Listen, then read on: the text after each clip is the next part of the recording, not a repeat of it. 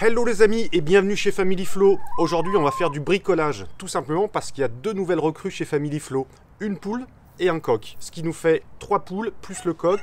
Et donc le petit poulailler n'est plus assez grand. On va s'occuper de ça et on va essayer de rendre les choses beaucoup plus fonctionnelles. Parce que je trouve que les poulaillers du commerce sont absolument pas fonctionnels.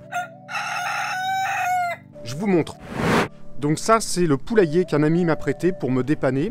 Mais je trouve ça absolument pas fonctionnel. Et puis, en plus, c'est pas très joli, franchement.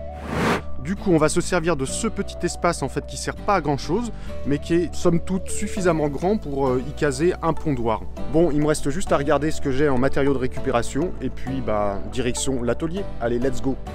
J'ai à dispo là ces panneaux d'OSB qu'un pote m'a filé. En fait, ça servait d'emballage et tout ça. On va essayer de se démerder avec ça.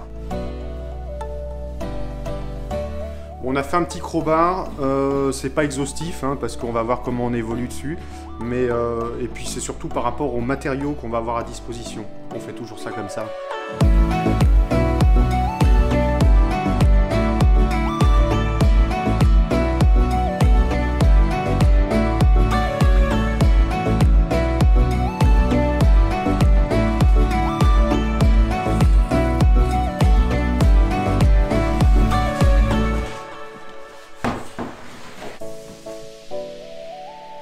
Là, je vais commencer par la face qui va être collée contre le mur.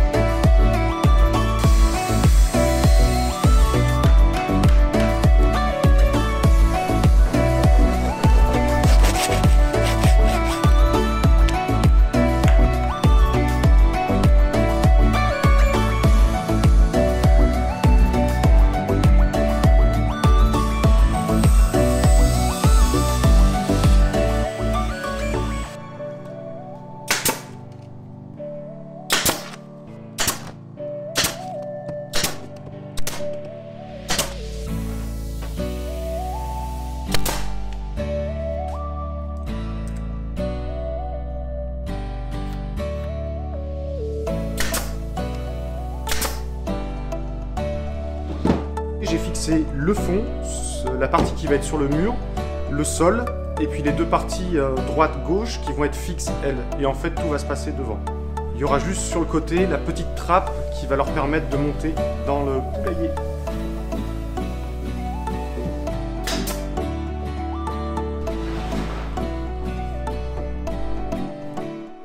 Donc ça en fait c'est les tasseaux que j'avais démontés sur les autres panneaux et donc du coup ça va me servir pour faire les doublages, pour créer en fait un pont thermique. Je vais les fixer comme ça à plat, tout quadrillé et je vais remettre un panneau, je claque à l'intérieur.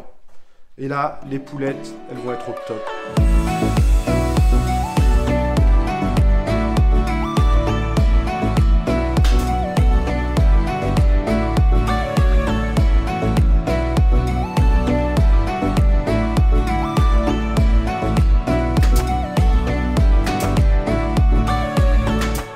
Là, ce sera l'emplacement de la porte. Encore une petite astuce pour repérer ma porte. Je vais tout simplement faire 4 trous dans les coins et comme ça, de l'extérieur, je pourrai le découper tranquillement et le tracer.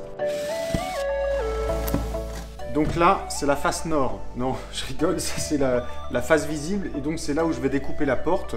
Je voudrais que la porte elle soit suffisamment grande parce que là on va avoir une partie fixe, là on va avoir la porte et que ce soit suffisamment accessible à l'intérieur pour pouvoir tout nettoyer. Donc j'ai doublé la traverse dessous, ça me permettra de découper en pente, ce qui fait que j'aurai directement ma pente pour l'eau de pluie tout simplement. J'ai découpé tous les doublages intérieurs, je vais fixer tout ça mais on va mettre ça en accéléré.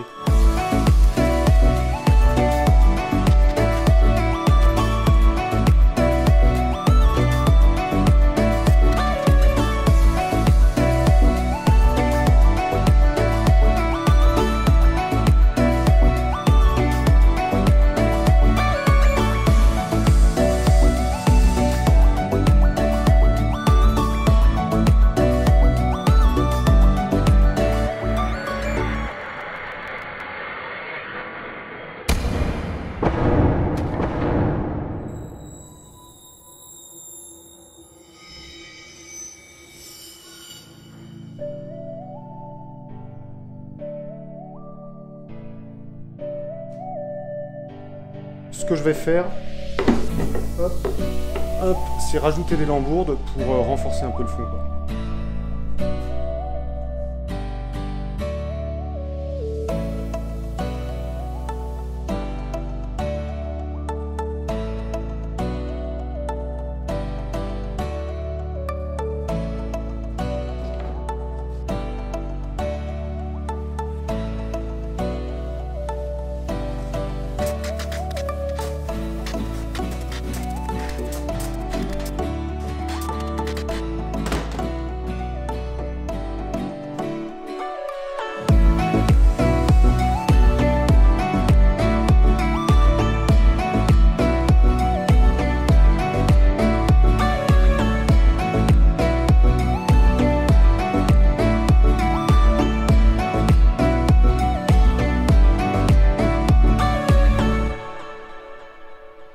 La première porte de faite, il reste juste la petite trappe d'accès.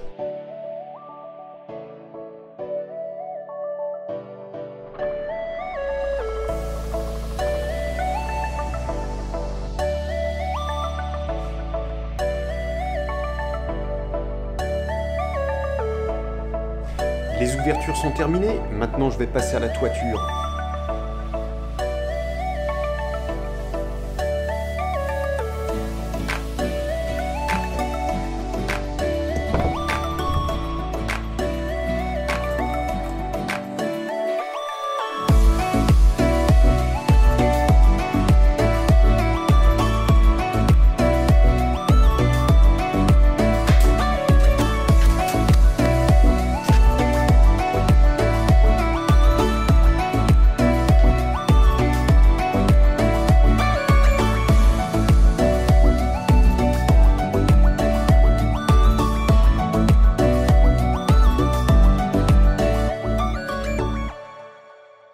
J'ai mis de côté la toiture, pour l'instant je sais pas comment je vais pouvoir l'étanchéifier, je sais pas trop ce que j'ai, je vais aller regarder. Je vais me concentrer sur les portes, et il me semble que les petites poulettes, elles aiment bien avoir une petite fenêtre pour voir quand le jour se lève. J'avais récupéré ce bout de plexi ou d'altuglas, je pense que c'est d'altuglas, et je vais me démerder avec ça, ça va le faire.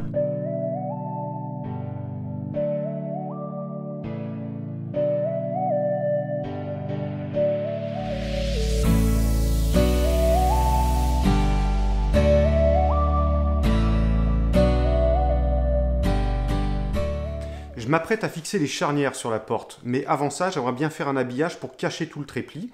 Mais avant ça, il va falloir que je crée deux pilotis. Deux pilotis, pourquoi? Tout simplement parce que la face arrière sera tout simplement fixée sur le mur.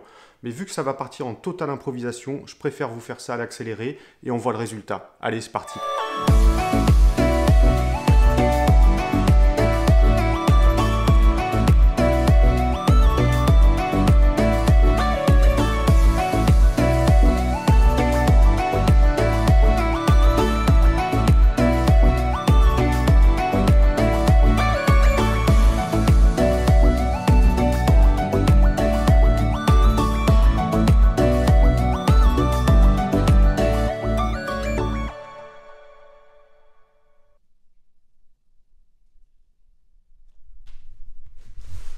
Ouf, ça va un peu vite, hein. Mais bon, on va ralentir, je vais fixer les charnières au calme.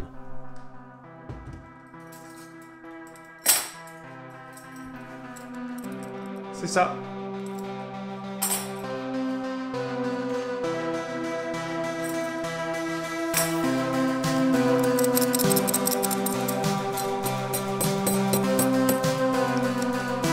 Voilà, ça va déjà beaucoup mieux.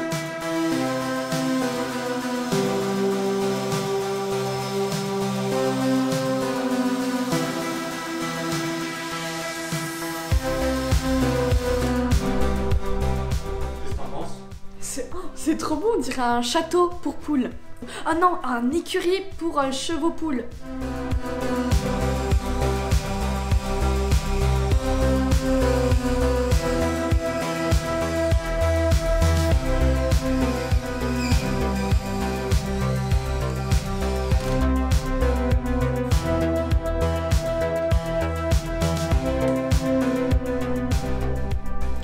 Encore une petite astuce, si vous voulez que la porte se ferme presque naturellement, il suffit de décaler la charnière du bas du côté de la porte et la charnière du haut du côté de la partie fixe. Et naturellement, elle viendra se fermer toute seule.